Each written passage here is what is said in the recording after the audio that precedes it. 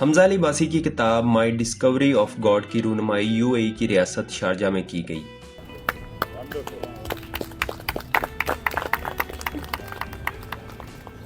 حمزہ نے اپنی کتاب کے بارے میں بتاتے ہوئے کہا کہ اس کتاب میں اسلام کی گہرائی کو سمجھنے، خود احتسابی اور معرفت ذات کے ذکر کا سفر ہے۔ جب میں نے اسلام کا مطالعہ کرنا شروع کیا تو مجھ پر فہم و ادراک کے نئے دروازے کھلے، جس نے مجھے عاجزی سکھائی اور مجھے اپنی زندگی کا مقصد واضح کرنے میں مدد ملی۔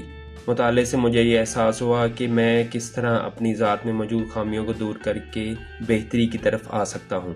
نعیم الخاور عباسی نے بتایا کہ کس طرح اردو شاعری کی جذباتی گہرائی ان کے فن پاروں کو متاثر کرتی ہے۔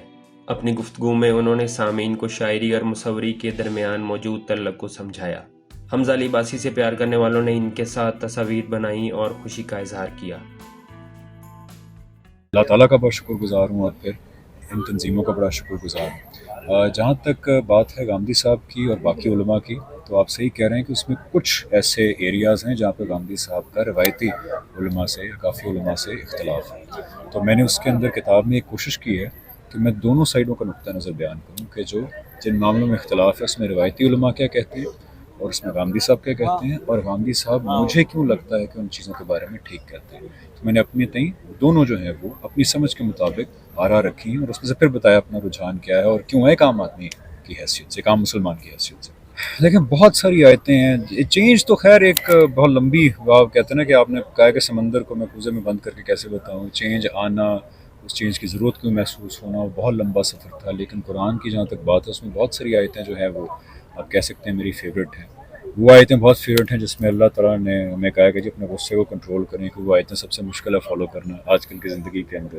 وہ آیتیں جس کے اندر اللہ تعالیٰ ہمیں یہ ترغیب دے رہے ہیں کہ لوگوں کے قصور معاف کرنے چاہیے۔ وہ آیتیں جہاں پہ اللہ تعالیٰ ہمیں ترغیب دے رہے ہیں کہ اگر اپنے ساتھ کوئی زیادتی ہوئی آپ اس کا بدلہ لے سکتے ہیں تو جتنی زیادتی ہوئی اتنا بدلہ لے لیں، لیکن اگر معاف کر دیں تو اللہ تعالیٰ کہتے ہیں کہ اور زیادہ زبردست بات ہے۔ پھر وہ آیتوں نے میری زندگی بڑا امپیکٹ کیا ہوئے۔ پہلے میں بڑا کانفرنٹیشنل ہوتا تھا، میرے اندر غصہ بھی بڑا تھا، میں اس لیے ہر چوتھے دن ٹویٹر پہ ٹرینڈ بھی کر رہا ہوتا تھا، ایگریشن بڑا تھا، کانفرنٹیشنل تھا میں۔ لیکن اللہ تعالیٰ کی ان باتوں کو ماننا پڑا مجھے، جب اللہ تعالیٰ کہتے ہیں کہ دیکھو بات کہو تو اچھی کہو، احسن طریقے سے کہو، حکمت کے ساتھ کہو، اور ایسی باتیں نہ کہو جس سے لوگوں کے اندر لڑائی پڑنے کا خدشہ ہو۔